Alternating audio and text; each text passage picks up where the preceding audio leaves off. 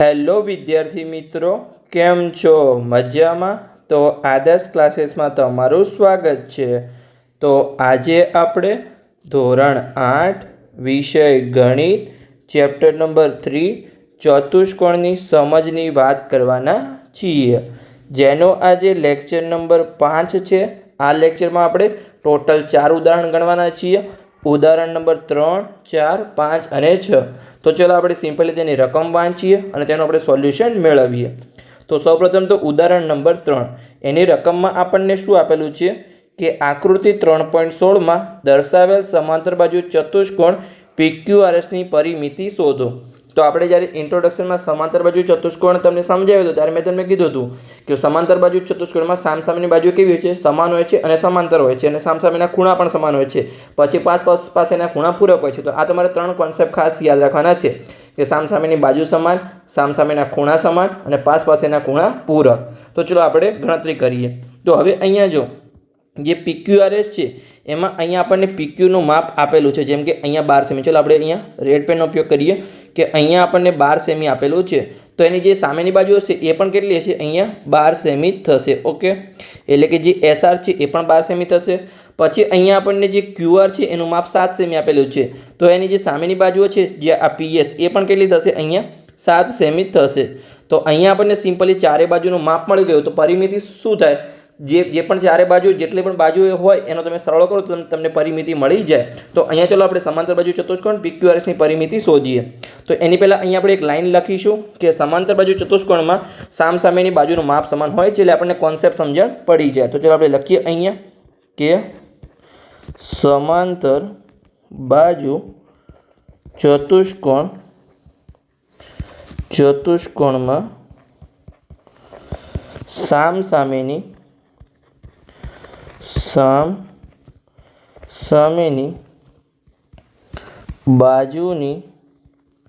બાજુનું માપ સમાન હોય છે. અહીંયા આપણે લખીશું બાજુનું માપ સમાન હોય. ઓકે, તો આપણો કોન્સેપ્ટ ક્લિયર થઈ ગયો. હવે આપણે અહીંયા લખી શકીએ કે PQ 12 સેમી છે તો અહીંયા SR પણ 12 સેમી થશે. તો અહીંયા આપણે લખીશું કે PQ બરાબર SR બરાબર અહીંયા 12 સેમી. ઓકે, પછી આપણે લખીશું કે QR 7 સેમી છે તો એની સામેની બાજુ જે SP છે અથવા PS છે એ પણ 7 સેમી થશે. તો અહીંયા આપણે લખીશું કે QR બરાબર PS બરાબર અહીંયા 7 સેમી. તો અહીંયા આપણને ચારે બાજુનું માપ મળી ગયું. તો સિમ્પલી જે આપણો ચતુષ્કોણ છે PQRS એની પરિમિતિ પણ મળી જાય. તો અહીંયા આપણે લખીશું કે સમાંતર બાજુ ચતુષ્કોણ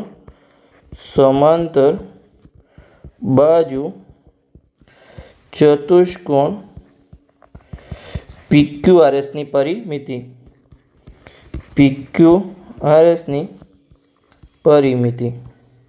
ઓકે, તો પરિમિતિમાં શું થાય? દરેક બાજુનો સરવાળો થાય. તો PQ પછી QR પછી RS અને SP. ઓકે, તો આપણે ચારે બાજુનું સિમ્પલી અહીંયા આપેલી છે. PQ કેટલું છે? અહીંયા 12 સેમી છે. તો 12 પછી આપણે છેલ્લે જવાબમાં આપણે સેન્ટીમીટર લખીશું. હાલ તો આપણે ખાલી સંખ્યાના અંક જ લખીએ. તો QR છે એ 7 સેમી છે. પછી RS છે એ અહીંયા 12 સેમી છે. આ જે SR છે એ જ આપણું અહીંયા RS છે. તમે SR કહો અથવા RS કહો. પછી અહીંયા જે આપણું SP છે એ જ આપણું અહીંયા PS છે. તો એ 7 સેમી છે. તો આપણે સરળ કરીએ તો જો 12 દુ 24 અને 7 દુ 14. તો 24 અને જે 14 છે એ કેટલા થશે? અહીંયા આપણે 38 થઈ જશે. તો અહીંયા આપણને પરિમિતિ મળશે. કેટલી મળશે? 38 સેન્ટીમીટર મળશે. તો સિમ્પલી આપણો અહીંયા જવાબ આવી ગયો. આપણે કોન્સેપ્ટ પણ સમજી લીધો કે સમાંતર બાજુ ચતુષ્કોણમાં સામસામેની બાજુનું માપ સમાન હોય છે. એના આધારે આપણે પરિમિતિ પણ શોધી લીધી બાજુના માપ શોધીને. તો અહીંયા આપણું ઉદાહરણ નંબર 3 પૂર્ણ થઈ ગયું. હવે આપણે ઉદાહરણ નંબર 4ની ગણતરી કરીએ. તો એમાં આપણને શું આપેલું છે? ચલો આપણે રકમ વાંચીએ અને સિમ્પલી આપણે તેનું સોલ્યુશન મેળવીએ. તો અહીંયા ઉદાહરણ નંબર 4 કે આકૃતિ 3.20માં BEST એક સમાંતર બાજુ ચતુષ્કોણ છે. તો X, Y અને Z ના મૂલ્ય શોધો. તો અહીંયા જે આપણે ખૂણો X છે, ખૂણો Y છે અને ખૂણો Z છે એના આપણે મૂલ્ય શોધવાના છે. અને જે આપણો ચતુષ્કોણ છે BEST એ કેવો છે? સમાંતર બાજુ ચતુષ્કોણ છે. તો આપણે પહેલાં અહીંયા કોન્સેપ્ટ લખી દઈશું કે જે સમાંતર બાજુ ચતુષ્કોણ હોય એમાં સામસામેના ખૂણા સમાન હોય અને પાસેના ખૂણા પૂરક હોય છે. તો આપણને સિમ્પલી જવાબ મળી જશે. તો ચલો આપણે પહેલાં કોન્સેપ્ટ લખી દઈએ અહીંયા કે સમાંતર બાજુ ચતુષ્કોણમાં સામસામેના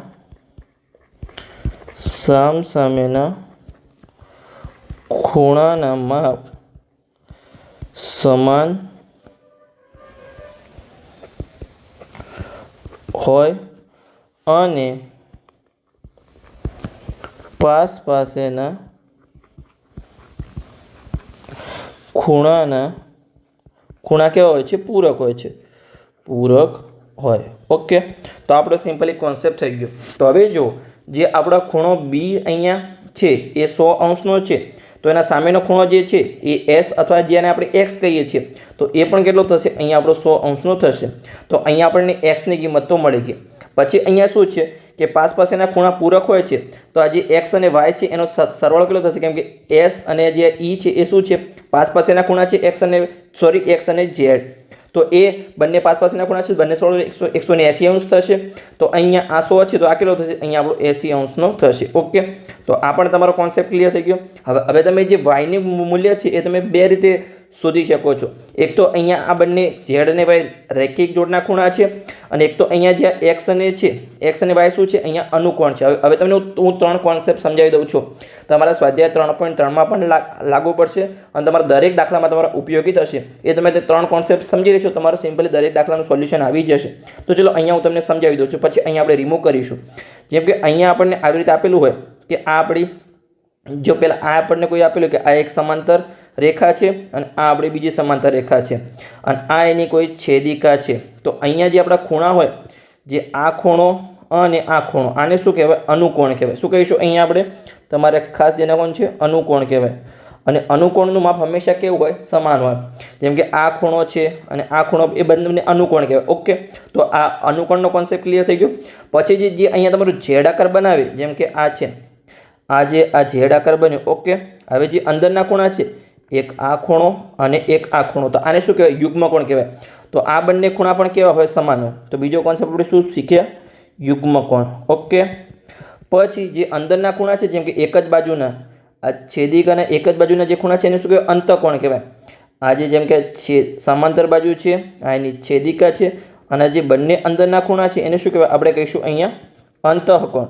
પણ અંતઃકોણમાં શું હોય? બંનેનો સરવાળો 180 અંશ થાય. જેમ કે આપણે આ જે સમાંતર ચતુષ્કોણ છે એમાં શું કહીએ છીએ કે પાસેના ખૂણા પૂરક હોય છે. તો આ શું છે? આ જે અંદરના ખૂણા છે એને અંતઃકોણ કહેવાય અને કેવા હોય છે? પૂરક હોય છે. એટલે કે એનો સરવાળો 180 અંશ હોય છે. અનુકોણ સમાન હોય, યુગ્મકોણ સમાન હોય, પણ અંતઃકોણમાં શું હોય? સરવાળો બંનેનો 180 અંશ થાય. આ તમારે ખાસ જેને કોણ છે? અંતઃકોણ ક્યારે એટલે સમાન આમ તો થઈ શકે છે કેટલાક કેસમાં, પણ સરવાળો 180 અંશ સમાન હોય એવું જરૂરી નથી. ઓકે, તો આ ત્રણેય કોન્સેપ્ટ આપણા ક્લિયર થઈ ગયા. તો ચલો હવે આપણે દાખલાની ગણતરી કરીએ. તમારા કોઈ પણ દાખલો તમને આવશે, હવે સિમ્પલ દરેક વસ્તુ તમને આવડી જશે. તો અહીંયા જો આ બંને શું છે? આ આપણી એક સમાંતર રેખા છે. આપણે સામસામે બાજુ કેવી હોય? સમાંતર હોય. તો આ જે આની છેદિકા છે.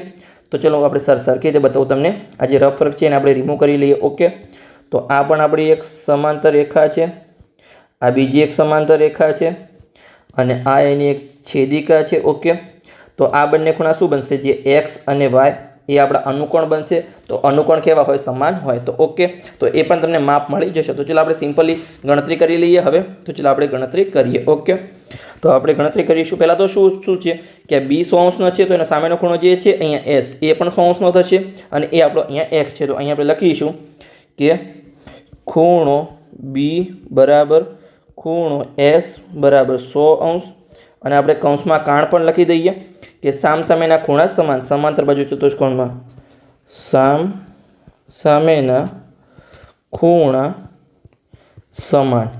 ઓકે, તો જે આપણું ખૂણો એસ છે એ જ આપણું અહીંયા એક્સ છે. તો આપણને અહીંયા એક્સની કિંમત મળી ગઈ. કેટલી મળી? અહીંયા આપણને 100 અંશ મળી ગઈ. તો આ આપણને મળી એક્સની કિંમત 100 અંશ. ઓકે, તો આપણો સિમ્પલી એક્સની વેલ્યુ આપણને મળી ગયું, તેને આપણે હાઇલાઇટ કરી લઈએ. પછી આપણે શોધીશું અહીંયા વાયની વેલ્યુ. તો એક્સ અને વાય શું છે? અહીંયા અનુકોણ છે. તો આપણે અહીંયા લખીશું કે અનુકોણનું માપ કેવું હોય? સમાન હોય. તો અહીંયા ચલો આપણે લખી દઈએ અહીંયા કે એક્સ બરાબર વાય બરાબર 100. ઓકે, અને કેમ થયું? તો કે અનુકોણ છે. અને અહીંયા તમારે પરફેક્ટ આન્સર લખવો હોય તો કે જે છે અહીંયા ટીએસ અને બીઈની બે સમાંતર રેખાઓ છે, એની જે છેદિકા છે એસી એના વડે બનતા અનુકોણ છે. તમારે એવું પણ લખવું છે. ચલો આપણે એ જ લખીએ અહીંયા કે અહીં ટીએસ જે રેખા છે, ચલો રેખા દર્શાવીએ કે ટીએસ અને બીજી કઈ રેખા હતી કે અહીંયા બીઈ. તમે જો એકલું અનુકોણ લખો તો પણ ચાલશે અને તમે આખું લખશો કે જેની જે બે સમાંતર રેખાઓ છે એની છેદિકા અહીંયા એસી છે, બંને ટીએસ અને બીઈ. અહીંયા આને આપણે રિમૂવ કરીશું અને આપણે લખીએ કે સમાંતર રેખાઓ ટીએસ અને બીઈની છેદિકા કઈ છે આપણી એસઈ વડે બનતા યુગ્મ કોણ, એસઈ વડે રચાતા અનુકોણ તો એ કેવા હોય, સમાન. ઓકે, તો અહીંયા આપણને વાયની કિંમત પણ મળી ગઈ કે 100 અંશ થાય. હવે આપણે સિમ્પલી ઝેડની કિંમત શોધવાની છે. તમે બે રીતે શોધી શકો છો કે અહીંયા એક્સ અને ઝેડ શું થશે, એ બંને શું થશે, પાસ પાસેના ખૂણા છે તો પૂરક થશે અને અહીંયા રૈખિક જોડના પણ ખૂણા થશે. તો ચલો આપણે એક્સ અને ઝેડ જે પાસ પાસેના ખૂણા પૂરક થાય છે એ કોન્સેપ્ટ આપણે લગાવી દઈએ. તો અહીંયા આપણે લખીશું કે એક્સ પ્લસ ઝેડ બરાબર 180 અંશ. તમને દરેક કોન્સેપ્ટ ક્લિયર છે, તમારે સિમ્પલી જવાબ તો જલ્દી આવી જશે. તમે 10 રીતે દાખલો ગણો પણ તમારો જવાબ સાચો આવવો જોઈએ. તમને દરેક કોન્સેપ્ટ ક્લિયર તો તમને જોતા પહેલાં આવડી જશે કે ઓકે આન્સર. જો આવો જ પ્રશ્ન તમને એમસીક્યુમાં પૂછાય તો તમે ખાલી જોઈને જ કહી દો પેન ઉપાડી વગર કે ઓકે સામેની બાજુ 100 આ અનુકોણ છે એટલે એ પણ 100 થશે અને ઝેડ આપણા 80 અંશનો થશે. તમને ડાયરેક્ટ પેન ઉપાડી વગર તમને સિમ્પલી ખાલી 10 થી 15 સેકન્ડમાં તમને ત્રણે જવાબ મળી જાય. પણ ચલો આપણે આ દાખલો છે તો આની આપણે ગણતરી કરીશું. તો અહીંયા આપણી એક્સની કિંમત આપણને મળી છે 100 અંશ. તો 100 અંશ ઝેડની જગ્યાએ ઝેડ બરાબર 180. તો 100 અંશને બરાબરની પેલી સાઈડ લઈ જઈએ તો માઇનસ થશે. તો ઝેડ બરાબર 180 અંશ માઇનસ અહીંયા 100 અંશ. તો ઝેડ બરાબર અહીંયા આપણને 80 અંશ મળ્યા. ઓકે, તો આ આપણને સિમ્પલી એક્સ વાય અને ઝેડની કિંમત મળી ગઈ. ઓકે, તો સાવ સરળ કોન્સેપ્ટ હતા. તમારે દરેક કોન્સેપ્ટને સમજી લેવાના છે. જ્યારે આપણું સ્વાધ્યાય 3.3 આવશે ત્યારે પણ હું તમને આ યુગ્મ કોણ છે, અનુકોણ છે, પછી આપણે અંતકોણ છે, પછી રૈખિક જોડના ખૂણા છે, તો હું તમને સંપૂર્ણ ડિટેલમાં સમજાવીશ. તો ત્યારે તમારે દરેક કોન્સેપ્ટ ક્લિયર થઈ જશે એટલે તમને દરેક વસ્તુ આવડી જશે. તમે ધોરણ 7માં પણ શીખેલા છો રેખાઓ અને ખૂણાઓ, અને તમારું ધોરણ 9માં પણ આવશે રેખાઓ અને ખૂણાઓ. તો તમારો દરેક કોન્સેપ્ટ ક્લિયર થઈ જશે. તો ચલો આપણે આગળ વધીએ.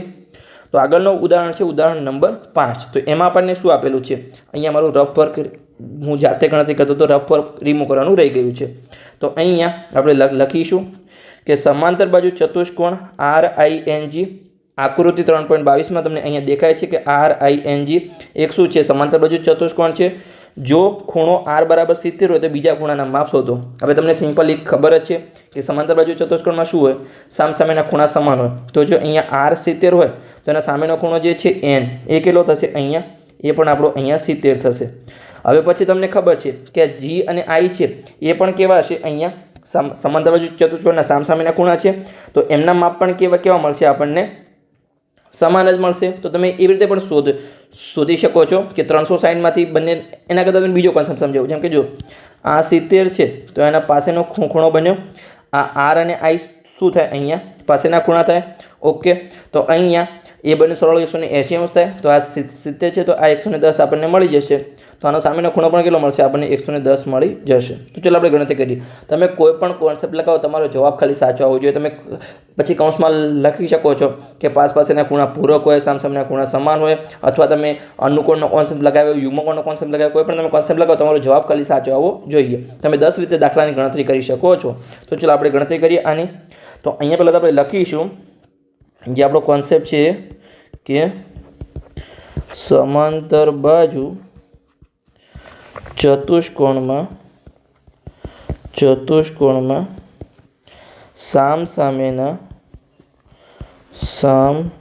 સામેના ખૂણાના માપ સમાન હોય છે અને પાસેના ખૂણા પૂરક હોય છે. હોય છે. ઓકે, તો આપણો કોન્સેપ્ટ ક્લિયર થઈ ગયો. તો હવે ચલો આપણે ગણતરી કરીએ. તો અહીંયા આપણને r 70 આપેલો તો એનો સામેનો ખૂણો n છે, તો એ પણ આપણો 70 થશે. તો પહેલાં તો આપણે અહીંયા એ લખીશું કે ખૂણો r બરાબર ખૂણો n બરાબર અહીંયા 70. ઓકે, તો અહીંયા આપણે કૌંસમાં કોન્સેપ્ટ પણ લખી દઈએ કે સામેના ખૂણા સમાન. સામેના ખૂણા સમાન. ઓકે, તો આપણો કોન્સેપ્ટ ક્લિયર થઈ ગયો. તો હવે આપણે બીજા કયા ખૂણાના માપ શોધવાના છે? I અને G. તો અહીંયા જે છે r અહીંયા 70 છે આપણે, તો g શું છે? એના પાસેનો ખૂણો છે. તો અહીંયા આપણે શું લખાવીશું કે પાસેના ખૂણા કેવા થાય? પૂરક થાય. તો આપણે એ પણ આપણે g નું માપ મળી જશે 110 અંશ. તો ચલો આપણે ગણતરી કરીએ અહીંયા કે ખૂણો r પ્લસ ખૂણો g બરાબર 180 અંશ. કેમ 180 અંશ થયું? તો આપણે કૌંસમાં કોન્સેપ્ટ પણ લખી દઈએ કે પાસેના ખૂણા કેવા હોય? પૂરક હોય. એટલે જેમનો સરવાળો 180 અંશ થાય. તો અહીંયા આપણને rનું માપ ખબર છે, અહીંયા આપણે 70 છે. તો અહીંયા આપણે લખીશું કે 70 અને આપણે gનું માપ શોધી લઈએ કે ખૂણો g બરાબર 180 અંશ. આ 70ને બરાબરની પેલી સાઈડ લઈ જઈએ તો માઇનસ થઈ જશે. તો ખૂણો g બરાબર 180 અંશ માઇનસ 70 અંશ. તો ખૂણો g બરાબર આપણને 110 અંશ મળ્યું. ઓકે, તો અહીંયા આપણને જો હાલ જે આપણે ગણતરી કરી એમાં આપણે n નું માપ મળી ગયું, g નું માપ મળી ગયું. તો આ જે ખૂણો I છે શું છે? g ના સામેનો ખૂણો છે. તો g આપણને 110 મળ્યું, તો I પણ કેટલો મળશે? અહીંયા આપણને 110 જ મળશે. તો અહીંયા આપણે લખીશું કે અહીં ખૂણો g બરાબર ખૂણો I બરાબર 110 અંશ. એટલે આપણે દરેક ખૂણાના માપ મળી ગયા. અહીંયા આપણે r અને n આપણને 70 મળ્યા અને અહીંયા g અને I આપણને 110 અંશ મળ્યા. ઓકે, તો સિમ્પલી આપણે ચારેક ખૂણાના માપ શોધી લીધા. સમજ્યા પડી ગઈ? તો તમારો કોન્સેપ્ટ ક્લિયર થઈ ગયો. આપણે ઉદાહરણ નંબર 5 ની ગણતરી કરી. હવે આપણે છેલ્લું ઉદાહરણ કરીએ, ઉદાહરણ નંબર 6. તો એમાં આપણને શું આપેલું છે? ચલો આપણે રકમ વાંચીએ અને આપણે તેનું સિમ્પલી સોલ્યુશન મેળવીએ. તો અહીંયા ઉદાહરણ 6 આકૃતિ 3.25માં HELP એક સમાંતર બાજુ ચતુષ્કોણ છે જેમાં લંબાઈ સેમીમાં આપેલી છે. એટલે કે આપણને જે આગળ રકમમાં જે લંબાઈ આપેલી છે સેન્ટીમીટરમાં આપેલી છે.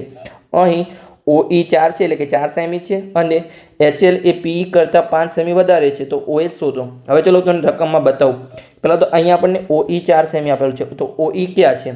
આ જે આપણે અહીંયા વિકર્ણો છેદે છે તે આપણે O નામ આપેલું છે અને આ રહ્યું E. તો અહીંયા આ જે વિકર્ણોનો જે અડધો ભાગ છે એ આપણને અહીંયા 4 સેન્ટીમીટર આપેલો છે. અહીંયા તમે સેન્ટીમીટર નહીં લખો તો પણ ચાલશે કે 4 આપણને આપેલું છે. પછી આપણને કીધું છે અહીંયા કે જે HL છે એ PE કરતાં 5 વધારે છે. એટલે કે જે આપણો આ HL વિકર્ણ છે એ PE વિકર્ણ કરતાં 5 સેમી વધારે છે. એ તો આપણે આગળ ગણતરી કરીશું ત્યારે આપણે એનો ઉપયોગ કરીશું. પછી આપણે શું આપ્યું છે? તો કે OH નું માપ શોધો. OH ક્યાં છે? R.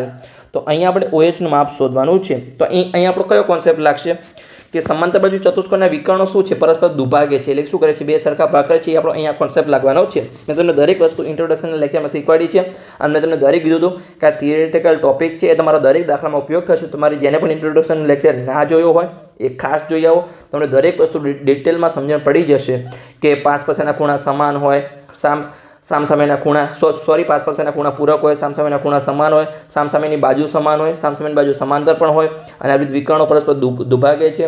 પછી જેમ કે સમબાજુ ચતુષ્કોણ હતું એમાં વિકર્ણો છે એ પરસ્પર કાટખૂણે પણ દુભાગે છે. તમારા દરેક કોન્સેપ્ટનો અહીંયા ઉપયોગ થશે. તો તમારે કોન્સેપ્ટ ખાસ શીખવા જરૂરી છે. તો તમને દાખલા તો સિમ્પલી આવડી જશે, ખાલી તમારે ગણતરી કરવાની છે. તો ચલો આની આપણે ગણતરી કરીએ. તો અહીંયા આપણે પહેલાં તો કોન્સેપ્ટ લખીશું કે સમાંતર બાજુ ચતુષ્કોણમાં વિકર્ણો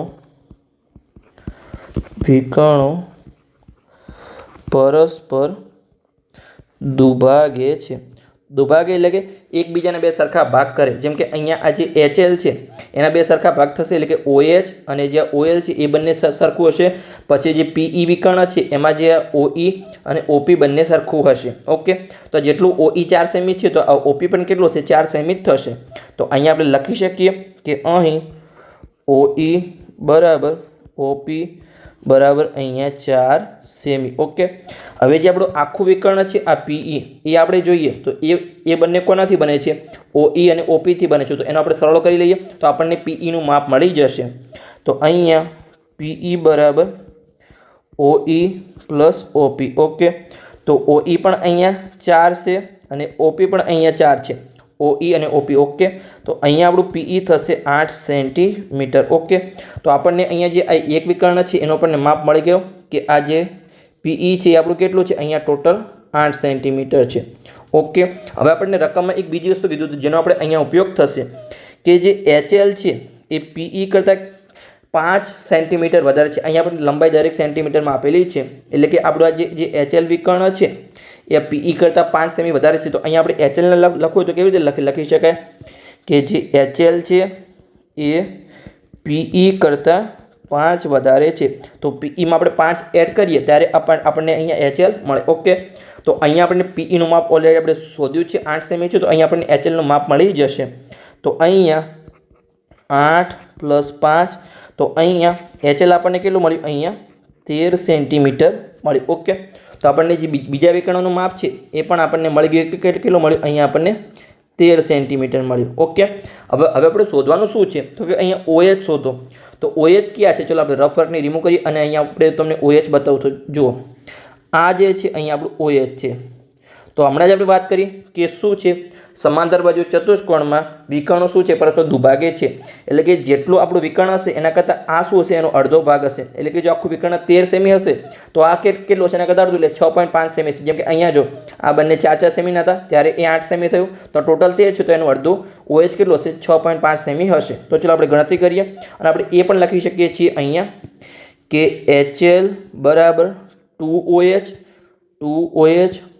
અને જે 2OL ઓકે, 2 વખત OL. કેમ કે આ અડધું છે એટલે વચ્ચે બરાબરની નિશાની મૂકી તો બંનેને 2 વડે ગુણાકાર, જે 2 આપણા સરખા ભાગ બને એને. પણ અહીંયા આપણે OHની જરૂર છે, તો અહીંયા આપણે લખીશું કે HL બરાબર 2OH. તો ચાલો આપણે લખીએ અહીંયા કે HL બરાબર 2OH. તો HLનું માપ આપણને ખબર છે, અહીંયા 13 સેમી મળ્યું છે, તો એ આપણે લખી દઈએ અહીંયા કે અહીંયા 13 બરાબર 2 અને OH. આ 2 ગુણાકારમાં છે તો બરાબરની પેલી સાઈડ જશે તો ભાગાકારમાં જશે. તો 13/2 બરાબર OH. તો 13/2 કેટલા થાય, 6.5 થાય. તો આપણે OHને કરતા બનાવીએ, તો OHને આપણે આગળ લખીશું અને જે આપણો જવાબ છે એને આપણે પાછળ લખીશું 6.5 સેમી ઓકે. તો આ આપણને સિમ્પલી OHની વેલ્યુ મળી ગઈ ઓકે. તો અહીંયા આપણું ઉદાહરણ નંબર 6 પણ પૂર્ણ થઈ ગયું. તો તમને લેક્ચર સારો લાગ્યો હોય તો ચેનલને સબસ્ક્રાઈબ કરજો અને તમારા મિત્રોને વિડીયો શેર કરજો, તો એમને પણ સરળ ભાષામાં ઘણી શીખવા મળે. અને જો તમને કોઈ દાખલામાં કોન્સેપ્ટ થોડો ઓછો ક્લિયર થયો હોય તો લેક્ચરને ફરી જોવાનું અને તમને દરેક કોન્સેપ્ટ તમારે ક્લિયર કરી દેવાનો છે. તો હવે આપણે આગળના લેક્ચરમાં જે છે સ્વાધ્યાય 3.3ની ગણતરી શરૂ કરીશું. તો મળીએ આપણે આગળના લેક્ચરમાં.